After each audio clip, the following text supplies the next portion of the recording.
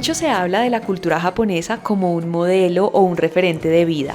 Hoy te traigo una entrega que tenía ahí en el tintero y que de verdad se hizo esperar, y es cultura japonesa y comunicación.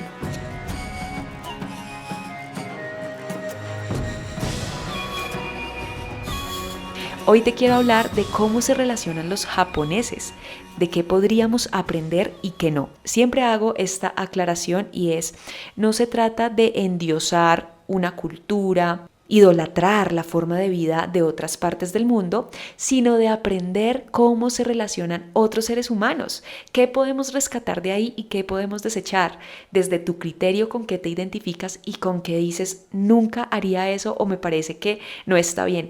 De eso se tratan estos episodios, de pensar.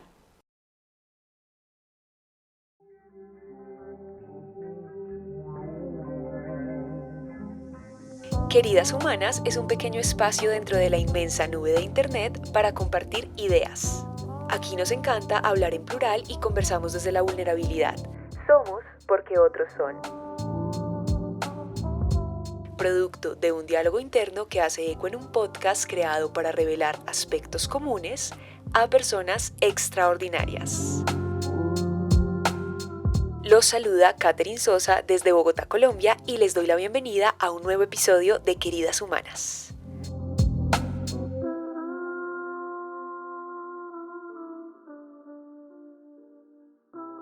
Vamos a dividir este episodio en dos.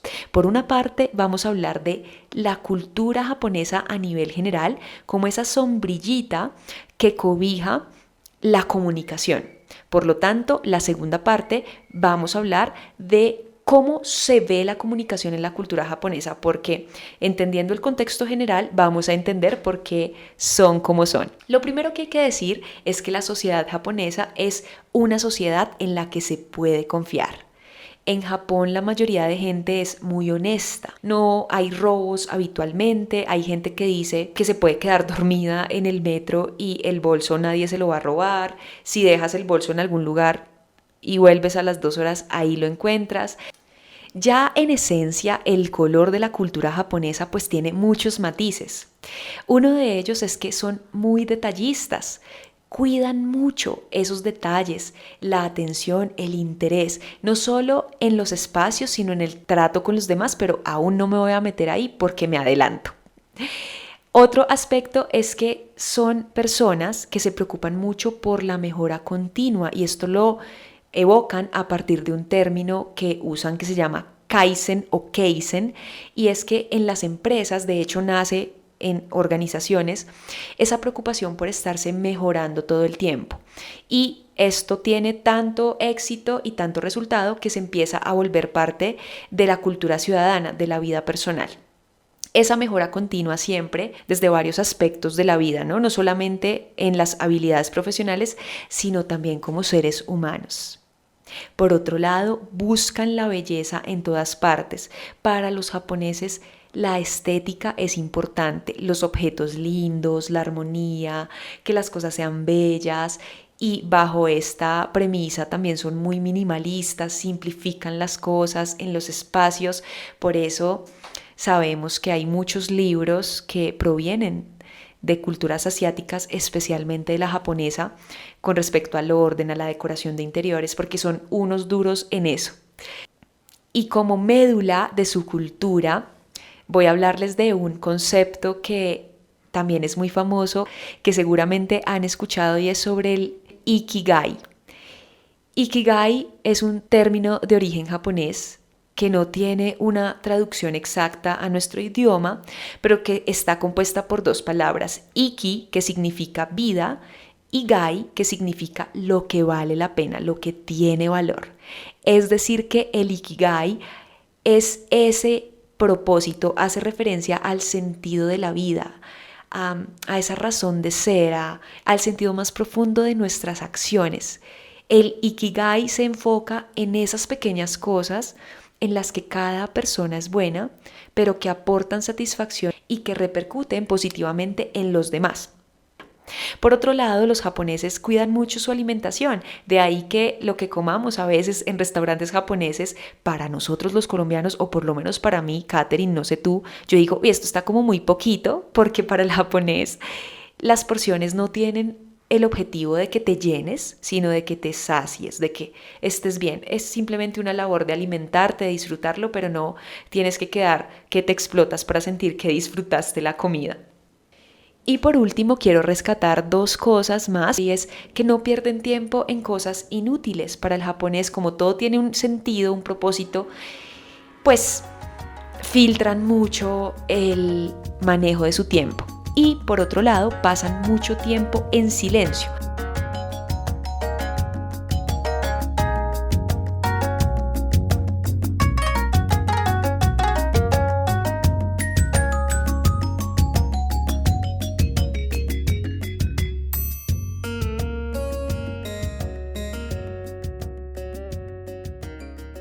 Por eso pasamos a la segunda parte de este episodio, y es cómo se ve la comunicación en la cultura japonesa. Cómo comunicarse con un japonés, cómo hacer negocios con un japonés, cómo hablar cuando esté en Japón con la gente, cómo me relaciono. En primer lugar, tienen muy poco contacto físico. En Japón existen 3 tipos de reverencia: muy profunda, media y más leve. Estas reverencias están determinadas por el grado de inclinación que toma el cuerpo, pero específicamente por el nivel de formalidad de la situación. A mayor o menor medida, más importancia le doy a la venia. Cuando es una venia muy profunda o una reverencia muy profunda, se está pidiendo perdón. Por eso, si vas a saludar a un japonés, no es necesario que te inclines tan profundo. Una reverencia leve o media será suficiente. También dicen gracias inclinando la cabeza, y es muy honroso o de mucho valor para ellos que una persona de una cultura extranjera también pues se acople a esto y diga gracias inclinando la cabeza. Por otro lado, son personas a las que no les gusta mucho el contacto visual. No te estreses si un japonés no te mira a los ojos. Para ellos eso puede ser un poco intimidante, entonces prefieren guardar distancia. Y también rescato algo que me parece importante, y es que para los japoneses está muy mal visto presumir de la capacidad económica, de la capacidad adquisitiva. Para ellos no es importante saber cuánta plata tienes en tu cuenta o qué carro tienes, o sea, entre más sencillo mejor. Ahora bien, adentrémonos un poco más en esa interacción uno a uno, en cómo es hablar con un japonés. Importante, los japoneses no interrumpen, son muy respetuosos con los turnos para hablar. Nunca empiezan a hablar antes de que su interlocutor acabe lo que tiene que decir. Así que hay que evitar interrupciones con ellos o robarles el turno, porque en Japón las personas esperan. Entonces esperan a que el otro termine, decodifican, piensan, hasta que no tienen su respuesta estructurada, no responden. Por otro lado, y como ya lo hemos visto, en la cultura japonesa hay una dinámica jerárquica muy marcada.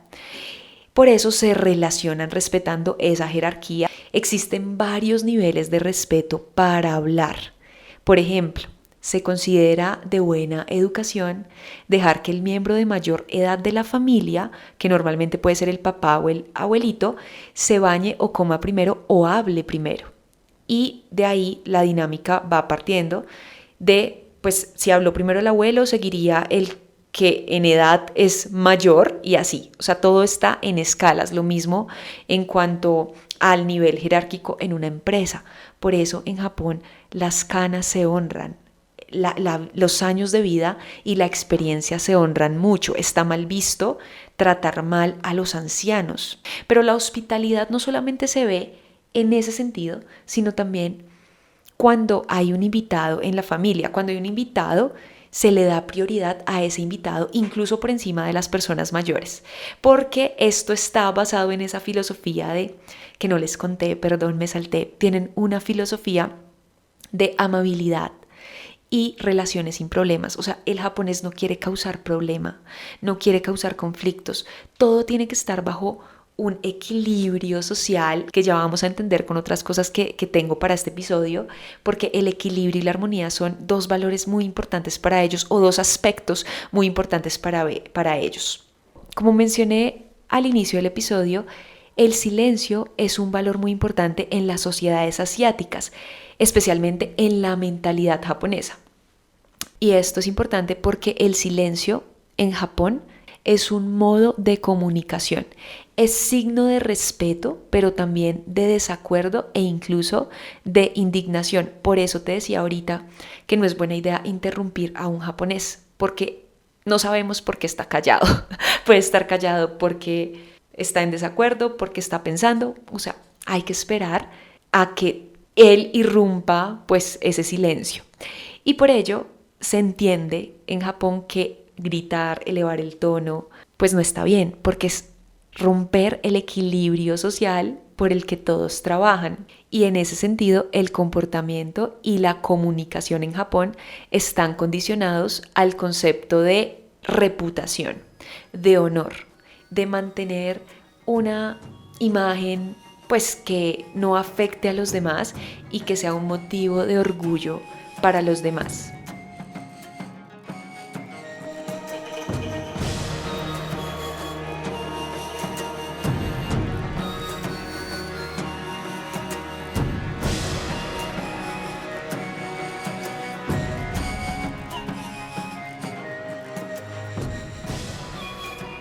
Para los japoneses la incertidumbre es algo muy difícil, rechazan lo imprevisible.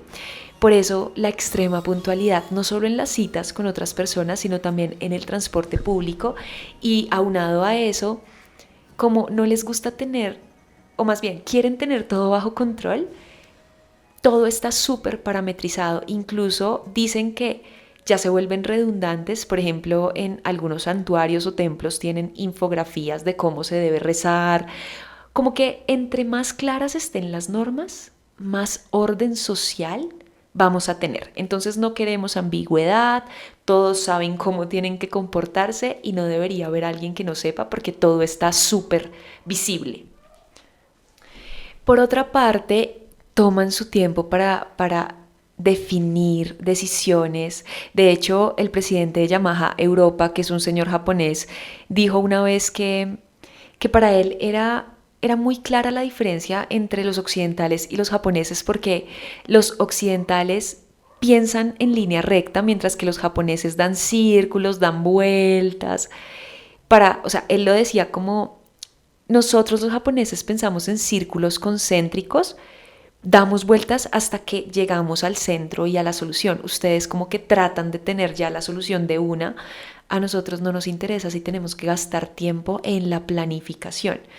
No queremos respuestas inmediatas que no sean efectivas. Queremos respuestas que puedan ser un poco más lentas, pero que sí sean efectivas. Entonces, esa es como una diferencia muy marcada a nivel cultural, pues por la formación y la manera en la que piensan en cada país. Por lo tanto, en su cultura, ser directo, decir que no, como que decir las cosas muy claras, no es educado. Para tener una comunicación efectiva con un japonés, no hay que ser tan directo, porque para ellos eso es una forma nuevamente, de romper el equilibrio y la armonía, porque ese equilibrio de grupo está por encima del valor que pueda tener la resolución de un conflicto. Entonces, si siendo directo tú vas a romper la armonía, mejor no lo seas. Di las cosas entre líneas. Y ya les voy a recomendar al final del episodio un libro pues que me ayudó para poder preparar este episodio, en donde van a encontrar mucho más si de pronto ustedes necesitan aprender más de la cultura japonesa porque tienen constante comunicación, sobre todo en el ámbito organizacional. Pero esto me pareció bien interesante, y es que un japonés raramente te va a decir que no. Un japonés no te va a decir no, te va a decir es difícil, déjame pensarlo. Como decimos en Colombia, te voy contando, yo te aviso, no me llames, yo te llamo. El japonés no te va a decir que no, te va a decir como, déjame pensar. Un japonés se va a sentir muy incómodo si tú lo pones contra la espada y la pared.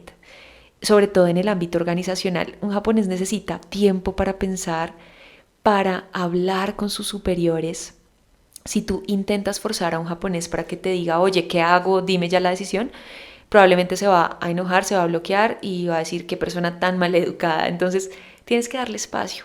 Decirle, por ejemplo, ¿usted quiere que yo haga A, B, C, D? Para el japonés puede ser como no seas violento.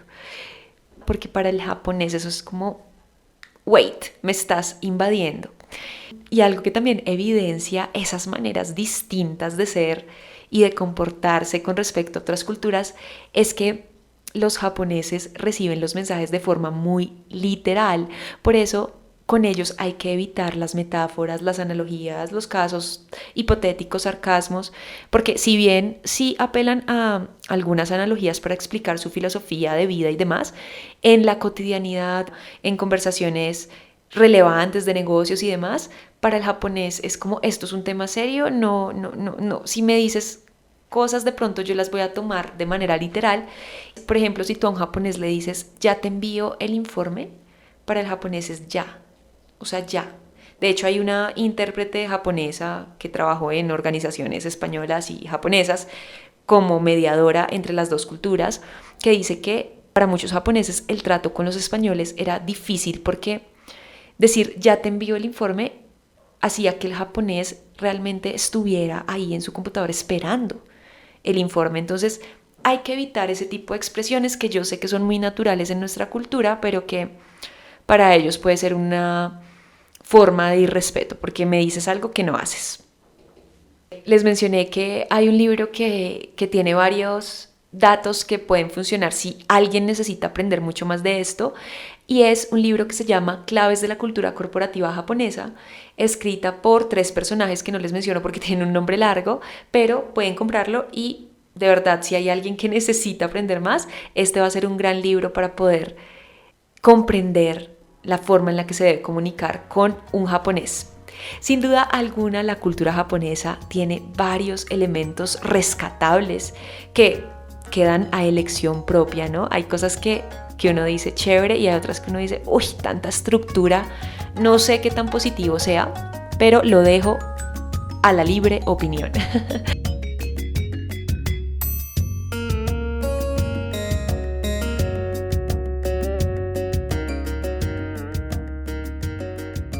Con esto me despido. Para mí fue un gusto haberte acompañado durante este tiempo en Queridas Humanas. En Spotify nos habilitaron una nueva herramienta y es que las personas pueden dejar sus comentarios u opiniones sobre el episodio, así que espero leerlos.